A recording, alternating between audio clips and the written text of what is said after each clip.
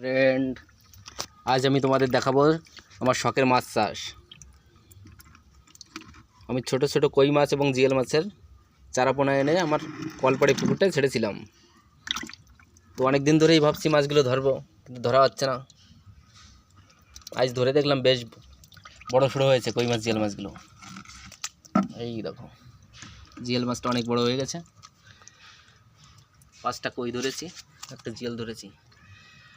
প্রচুর কই মাছ জিয়েল মাছ আছে। ছোট ছোট চারাপোনা এনে ছেড়ে দিয়েছিলাম। এই দেখো আমার পুকুর, কলপাড়ির পুকুর। তোমরাও যদি চাও এইভাবে শখ মেটাতে পারো। ছোট তেলাপিয়া বা জিয়েল মাছের চারাপোনা এনে কলপাড়ে ট্যাঙ্কি করে ছেড়ে দিতে হবে।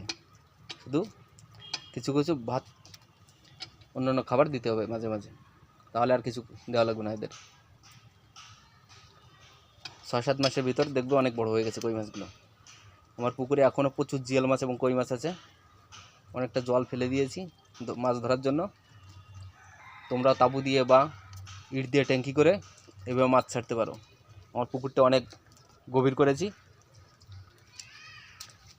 এই যে আমার কলপাড়ে এই পুকুর।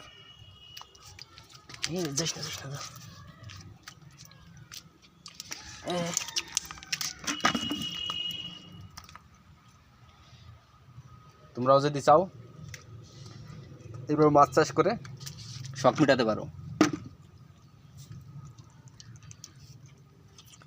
200 গ্রাম জিয়েলের পোনা ছেড়েছিলাম, এরকম সব জিয়েলগুলো হয়ে গেছে।